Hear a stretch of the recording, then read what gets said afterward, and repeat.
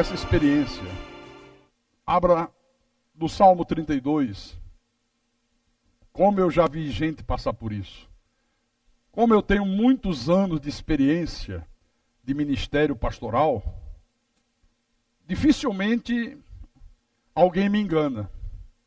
Porque Deus implantou na minha cabeça, na minha mente, um radar, que eu olho assim, eu sei se o cara está fingindo ou se é verdadeiro.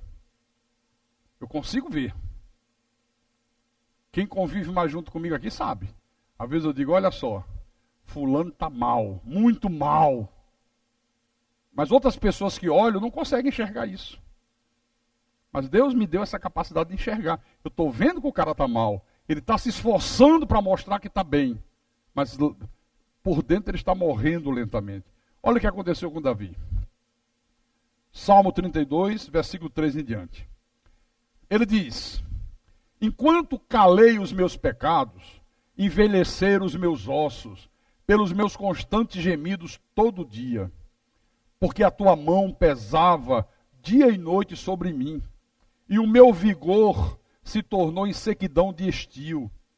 Confessei-te o meu pecado, e a minha iniquidade não mais ocultei. Quer dizer, o que é que ele vinha fazendo? Ocultando o pecado. Então ele tinha uma aparência de que estava tudo bem, mas por dentro estava tudo mal, terrivelmente mal. Ele dizia, eu gemia todos os dias. Eu sentia o peso da mão de Deus. A disciplina de Deus era forte.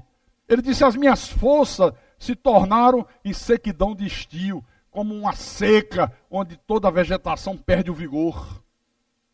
Ele disse, por dentro eu sentia isso. Por favor, irmãos, não viva de aparência. Se você se sente mal espiritualmente, procura dar a volta por cima, procura consertar o que está errado, confessa para Deus onde é que você está errando, onde é que você está pecando, porque se você viver de aparência, é como a pessoa que tem um câncer e não quer admitir que tem um câncer. Ela não procura médico, não procura um tratamento, e ela vai, não, eu estou bem, mas daqui a pouco não aguenta. Daqui a pouco desmonta tudo, acabou a vida. Não viva de aparência. Não procure demonstrar uma coisa que você não é. Não procure demonstrar que está bem quando você está mal. Porque você estará enganando a você mesmo. A Deus você não vai enganar nunca. Volta lá em Apocalipse 3.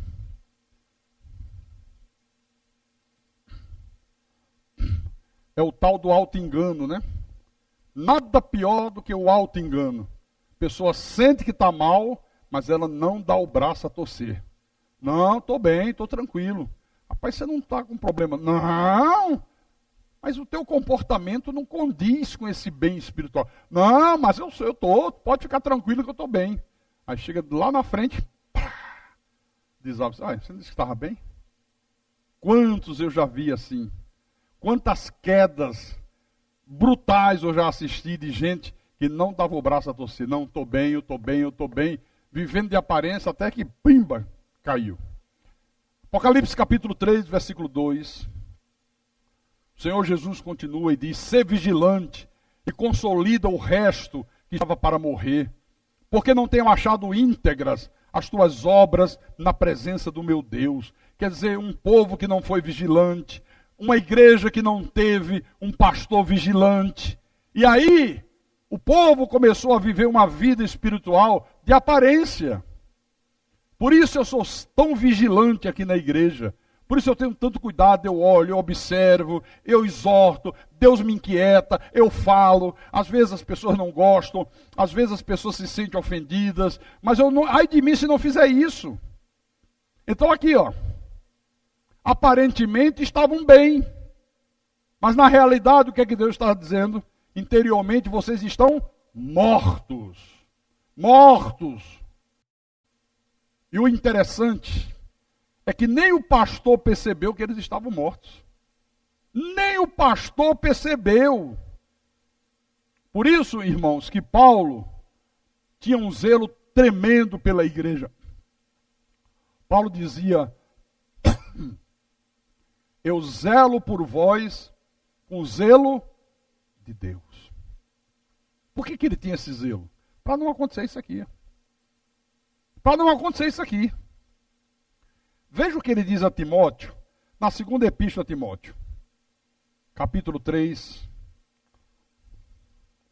versículo 5.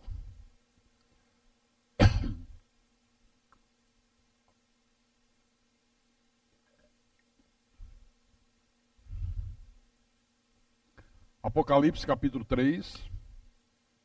Timóteo. 2 Timóteo, capítulo 3, versículo 5. Olha o que ele diz. Tendo forma de piedade, negando-lhe, entretanto, o poder, foge também destes.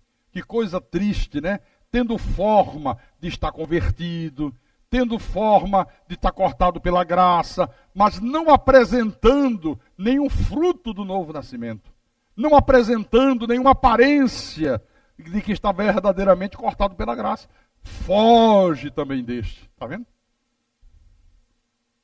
Irmãos, a pessoa que conhece tudo da graça de Deus, mas não é uma pessoa perdoadora, não é uma pessoa que tem domínio próprio, não é uma pessoa misericordiosa, não é uma pessoa fiel a Deus nos dízimos, não é uma pessoa generosa nas ofertas, não é uma pessoa que frequenta todos os cultos, que leva a sério o mandamento de não deixar de congregar, não é uma pessoa que guarda o dia de descanso, é uma pessoa que conhece tudo da graça, mas dentro da igreja mente, faz fofoca, fala da vida de um, fala da vida de outro, cria divisões, joga irmão contra irmão, joga irmão contra o pastor, procura jogar o pastor contra outros irmãos.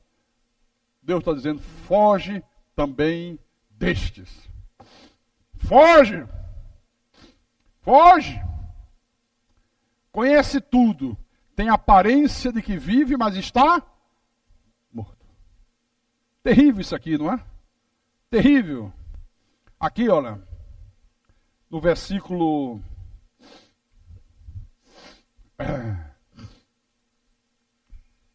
Em Apocalipse, volta lá.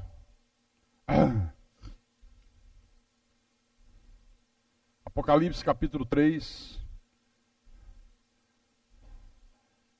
Versículo 3. Lembra-te, pois, do que tens recebido e ouvido.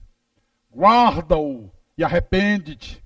Porquanto, se não vigiares, virei como ladrão, e não conhecerás de modo algum em que hora virei contra ti. Quer dizer, irmãos, vamos ser sinceros. A igreja que prega o Evangelho da Graça de Deus só pode ser uma igreja constituída por pessoas nascidas de Deus. Não pode ser gente assim, ó, que tem nome de que vive, mas que não apresenta frutos, não tem santidade, não tem caráter cristão. Está morta. Por isso Deus diz, ser vigilante. Às vezes a pessoa não fica vigilante, aí começa a ceder. Chega terça-feira à noite, não, hoje eu não vou não, porque hoje eu estou cansado. Não, hoje eu não vou à igreja não, porque tem o aniversário de um amigo meu. Chega a quinta, rapaz, essa semana está sendo tão pesado, eu não vou também na igreja não. Chega domingo, eu vou só à noite. Trabalhei muito a semana toda, Deus está vendo que eu estou cansado, eu vou dormir até meio-dia, mas à noite eu vou estar lá no culto. É assim que uma pessoa começa a ter nome de quem vive, mas está morta. É assim que começa. É exatamente assim. Começa cedendo, aos pouquinhos, sabe? Quando ela menos espera, está no fundo do poço. Consolida o resto que estava para morrer. No versículo 2. Consolida. O que é que significa consolidar? Fortalecer. Jesus estava dizendo, olha, há um grupo de pessoas infiéis dentro da igreja, que aparentemente parece estar tudo bem com elas, mas elas estão mortas. Mas há um resto que ainda não morreu. Ainda há um grupo de pessoas que não morreram, estavam para morrer, estavam prestes a cair no sono espiritual. Fortalece essa gente aí. para que eles não morram junto com aqueles outros lá. Que coisa impressionante isso aqui, hein? Que coisa impressionante isso aqui. Você lembra? Deixa eu mostrar aqui. Paulo, quando escreveu Efésios, capítulo 5, ele falou desse sono espiritual que é terrível, que pode destruir a vida de muita gente. Efésios capítulo 5, versículo 14, olha o que ele diz à igreja de Éfeso. Pelo que diz, desperta, ó tu que dormes, levanta-te de entre os mortos, e Cristo te iluminará. Olha, esse despertamento foi o que Deus fez na minha vida, quando Ele me revelou esse evangelho da graça de Deus, há quase 20 anos atrás. Eu estava dormindo, eu estava num estado de morte espiritual terrível. Só faltava fechar o caixão e sepultar, porque espiritualmente eu estava morto. A cabeça cheia de falsos ensinamentos, cheio de mentiras, de vãs filosofias, sabe? Quer dizer, naquela época, sem saber, eu acabei bebendo o cálice dos demônios. Não sabia, não tinha conhecimento, estava morto. Mas graças a Deus que o Senhor me despertou. Olha, meu irmão, Deus despertou a minha alma. Deus, há 20 anos atrás, iluminou os meus olhos. Ele me fez compreender qual era a minha herança. Ele me fez enxergar a sua verdade. Eu despertei para uma vida nova. Eu louvo a Deus às 24 horas do dia, porque Deus fez isso na minha vida em nome de Jesus Cristo. Por isso que eu digo, eu sou um abençoado, eu sou um iluminado, eu sou um predestinado. Nós somos pessoas abençoadas, nós somos predestinados, nós somos pessoas iluminadas por Deus. Diga glória a Deus. Não tenho achado íntegras as tuas obras. Quer dizer, os poucos que ainda permaneciam fiéis, ainda estavam envolvidos com obras que Deus disse não são íntegras. Vivendo um estilo de vida que não estava de acordo com os critérios de Deus, vivendo misturado com as obras da lei. A igreja de Jesus tem que praticar boas obras, mas essa igreja de Sardes estava praticando obras que não eram íntegras. Olha aqui. Em Efésios capítulo 2,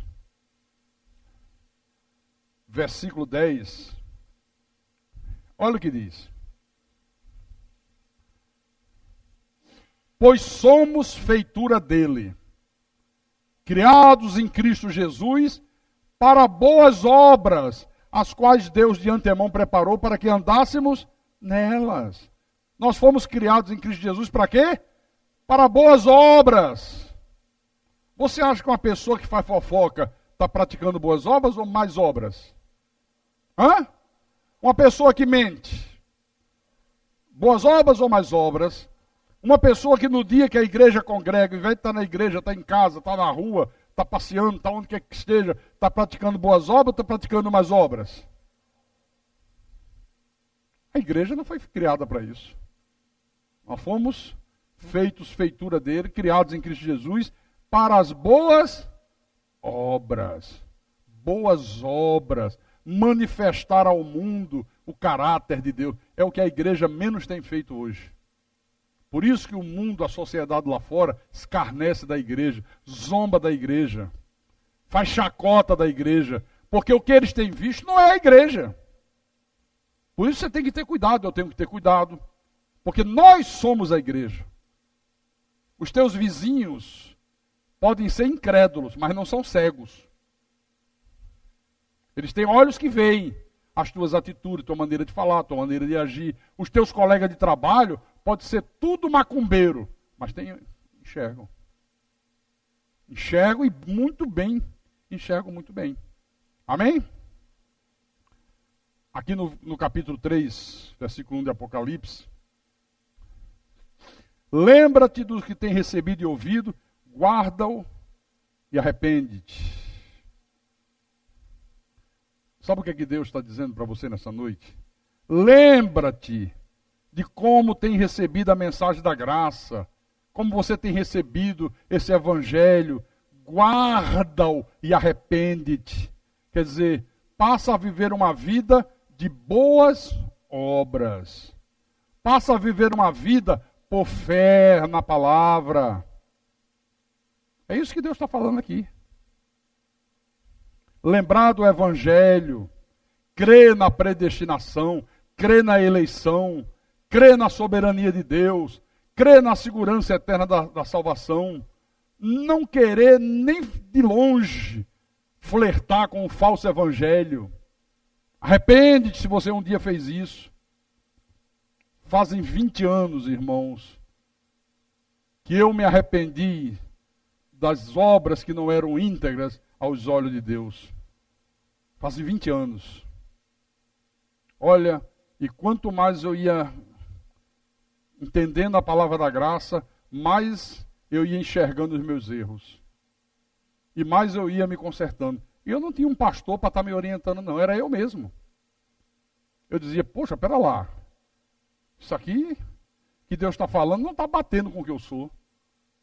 Está errado. Eu tenho que mudar. E eu mudava. Como eu era arrogante, como eu era prepotente, como eu era violento, como eu era negligente com as coisas de Deus. Eu digo, opa, não posso mais ser assim, não posso mais ser dessa maneira. E eu fui mudando paulatinamente em nome de Jesus. Amém? Você vê que a igreja de Jesus, quando ela é estabelecida, ela começa bem, né? A igreja primitiva. Mas ao longo do tempo, a igreja foi se desviando, se desviando. Hoje é essa tragédia que você vê aí. Deixa eu vir aqui em Gálatas. Gálatas capítulo 5. Versículos 7 e 8. Olha o que aconteceu com a igreja da Galácia. Como você tem que ter cuidado para isso não acontecer com você. Vós corrias bem. Quem vos impediu de continuardes a obedecer à verdade? Olha, Paulo faz uma pergunta quase que aos gritos. Quem impediu vocês de continuarem obedecendo à verdade?